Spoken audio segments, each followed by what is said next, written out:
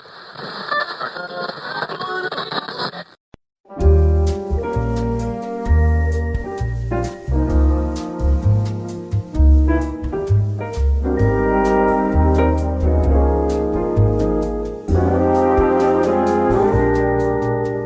a world of rat and ruin, dear, you're my shelter in the blow.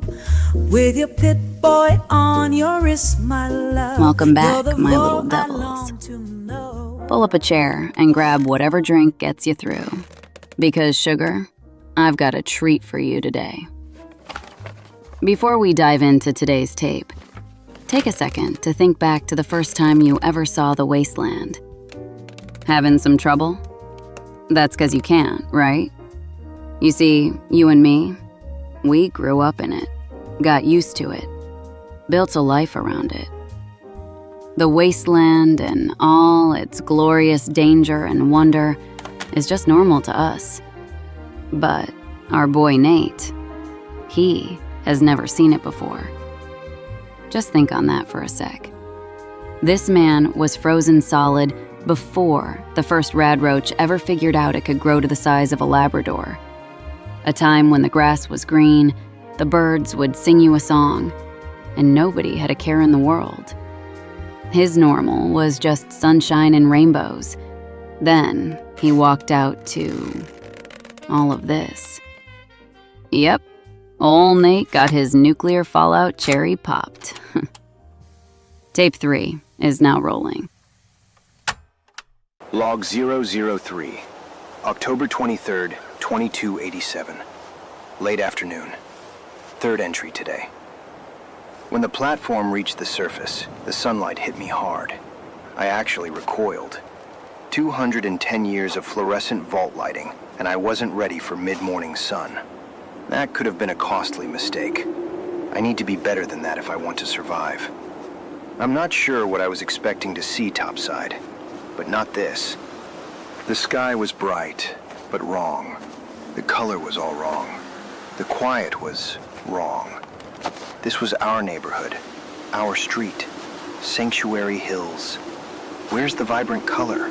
Where's the life? It feels like just minutes ago, we were racing up that hill towards the vault. There was a blue sky that morning, a light breeze, orange leaves on the trees. It was a beautiful autumn day. Unless you want to count the atomic bombs raining death from above, that is. But now, bones, rust, ash, silence. Houses that are shells of their former selves. Debris that's just everywhere. Roads are split open. Everything is dead or dying. The damage is, it's everywhere. All of it. Every direction I look. Where are the soldiers? The patrols? Where is anyone? If it's really been 210 years, where's the government? Where's the rebuilding? We had plans, encrypted communications, tech-guided recovery teams, protocols that were debated and rehearsed and briefed at the highest of levels. Hell, I was in those briefings. I know what post-war America was supposed to look like. And it wasn't supposed to look like this. No recovery, no structure, no system, no signs of civilized life anywhere I can see. Did society just fail? Did we give up? I had to breathe. Had to force myself to stop and breathe. Every part of me wanted to run down that hill, find our house, find Sean's room, find his crib, convince myself this was something I could wake up from. But I didn't run. The father in me wanted to sprint with wild abandon.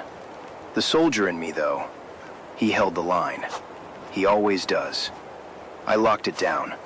Let the soldier take over. The father has to wait. That's when I noticed the Pip-Boy's Geiger counter ticking. Radiation. Low levels, manageable, but present. I'll need Rad-X as soon as I can find or make some. I also noticed radio stations coming through, and a search and rescue beacon. Radio stations mean civilized society. Rescue beacons mean survivors that need help. How can both exist at the same time? Doesn't matter. I need answers. The area hasn't been rebuilt, but people are out there somewhere. And if people are out there, information is out there. Clues to where they took Sean are out there. And I'll find them. I swept the area around the vault entrance, scanning for movement, tracks, footprints, dust trails, anything. They had to have left something. But I found no boot prints, no drag marks, no tire tracks, no vertibird rotor wash patterns. Nothing. Just silence and ash. I couldn't give up, though. I wouldn't. Found a security trailer near the entrance, intact, half covered in brush. Inside was a mess, but I found 2 sealed cans of something that might have been food once, and a sealed medikit. The bones of a security guard lay on the floor. Am I the first person in here since the bombs fell? I would have thought someone would have laid this man to rest by now. But here he lays. Did he not have a family? Any friends?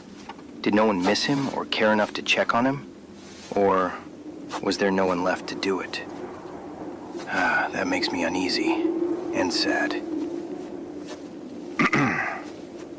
I added the rations and the medikit to my pack. It's not much, but in this new world, I'll take everything I can get. Left the trailer and pushed west for better elevation.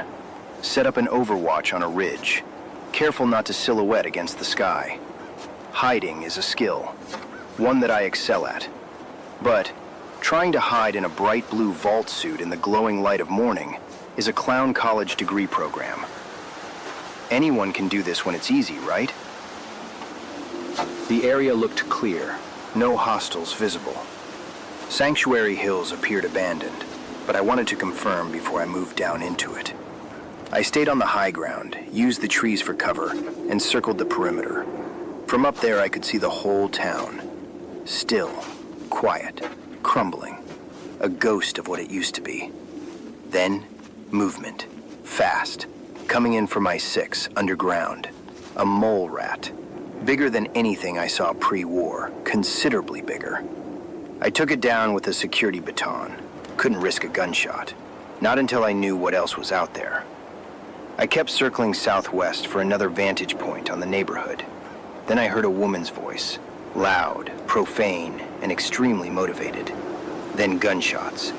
I had my 10mm out and was already hitting the dirt before I'd consciously decided to move. She wasn't firing in my direction. You learn to tell the difference after enough rounds come at you. But someone was definitely in a fight. A man's voice, calm, almost bored, declaring quick victory inevitable. Then, a minigun. I low-crawled to the ridge and looked over. One woman with a crude pistol, clearly the aggressor, based on the language alone. One man in a full suit of T-60 power armor with a custom flame paint job. She lost, quickly. I stayed low and watched to see what he'd do. He just started walking away. What the hell? He casually strolled away like he'd done this 100 times and had somewhere better to be. This was not a soldier, and civilians didn't have power armor. Pre-war, that wasn't a thing that happened. I needed information. He had it. My options were limited. So I broke protocol. I called out my position, stood up, raised my hands, and walked toward him slowly. This was genuinely the stupidest thing I could have done. I didn't know this man. This man who just mowed down a woman and strolled away without breaking stride. I had a 10mm pistol and whatever reflexes I was still working with after 2 centuries on ice. A minigun takes a few seconds to spin up before it unleashes everything it has. I was banking on those seconds and was ready if I needed to act. He didn't shoot. In fact, we had a wonderful conversation. His name is Duke, and he's a peach of a fella. He runs with a group called the Atom Cats. I guess they're post-apocalyptic hot rodders who specialize in power armor. Of course that's a thing. Why not? He told me she was a raider. Shoot first, ask nothing, repeat. That's their operating philosophy, apparently. He let me loot her camp. Didn't want anything from it himself. I picked up a pipe pistol, some .38 rounds, leather scraps I might be able to rig into basic armor, whiskey, cram, and brass knuckles. The amount of empty whiskey bottles scattered around that camp was impressive. While I was going through her camp, I looked out over the ridge. Sanctuary Hills was right there below me. Clear view of the whole neighborhood. I stood there for a moment thinking about that. If Duke hadn't taken her out, she was in a perfect position to hit Sanctuary Hills whenever she felt like it. I can't know if she would have, but she's not going to now. This is just the reality of the world. Kill or be killed. And that's a reality I'm comfortable with. I move back to my overwatch position. Sanctuary Hills still looks empty. The only movement I can see from up here is some kind of giant flies circling a few of the abandoned houses. Giant flies. Of course. I swear, if giant spiders turn out to be a thing now, I'm done. 8-foot-tall, irradiated spiders with a taste for human flesh? Nope. Absolutely not. I'll find a different apocalypse. Thank you very much.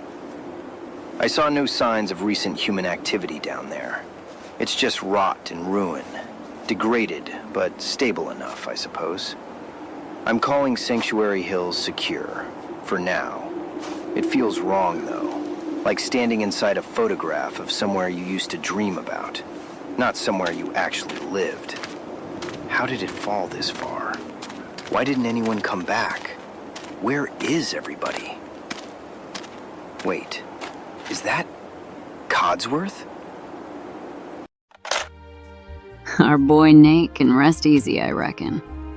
I've never seen an 8-foot-tall, irradiated spider with a taste for human flesh. But giant flies? Yep. Giant roaches? Yep. Giant blood-sucking flying things? Yep. And yep. No spiders, though. I'm with Nate on that one. No, thank you. Now, I've lived out here my whole life. Mole rats, rad scorpions, mirelurk colonies. That's just a random Thursday. But hearing Nate process the wasteland through pre-war eyes, and in real time, sugar, that's priceless.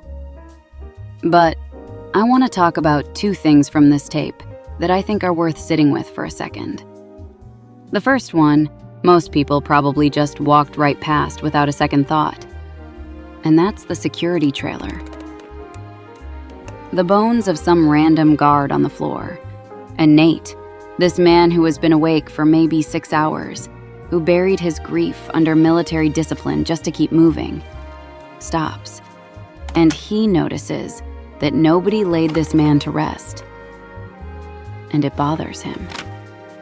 It bothers him. Think about that. He's got a murdered wife in a cryopod, a stolen son somewhere out in the wasteland. Every reason in the world to keep his head down and just keep moving. And he stops for a stranger's bones.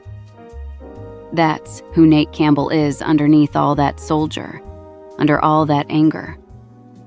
Don't forget it, because the road ahead of him is going to ask him to set it aside. Plenty of times. Compassion and empathy. Two things the world never has enough of. What's the second thing, you ask?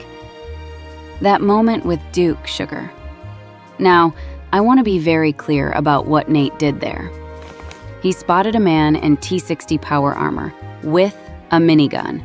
A man who had just ended a woman without breaking stride. And he stood up. He walked towards him on purpose.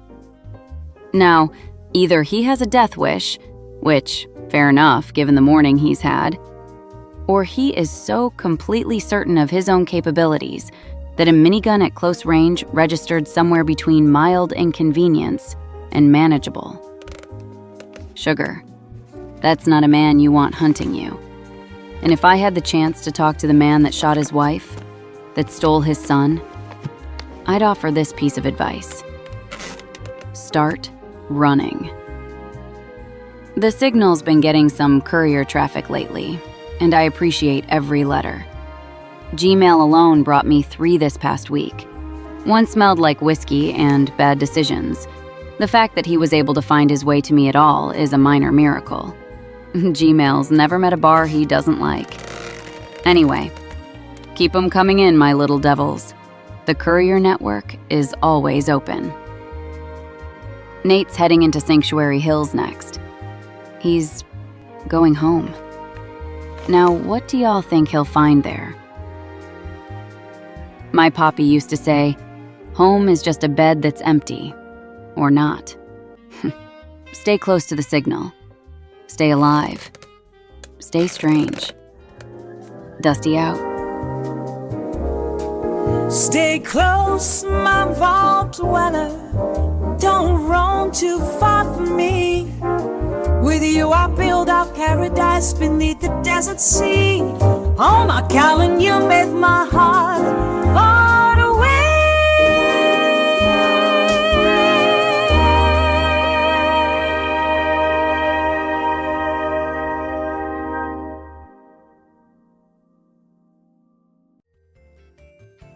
This is Garrett Klein, the one-man creative force behind the Dusty Signal podcast and the solo creator for Classic Me Studio. The Dusty Signal is a fan fiction audio drama that's set in the Fallout 4 universe. Fallout and all related properties are owned by Bethesda Game Studios, and no copyright infringement is intended. This is and always will be a free, non-commercial production. Created, written, and produced by Garrett Klein for Classic Me Studio. Voices were created using 11 Labs AI voice technology. Original song, Vaulted Heart, was created using 11 Labs music generation software. Sound design from Audio Hero, 11 Labs, and My Imagination. Genuinely thank you for listening, and I hope you're enjoying it.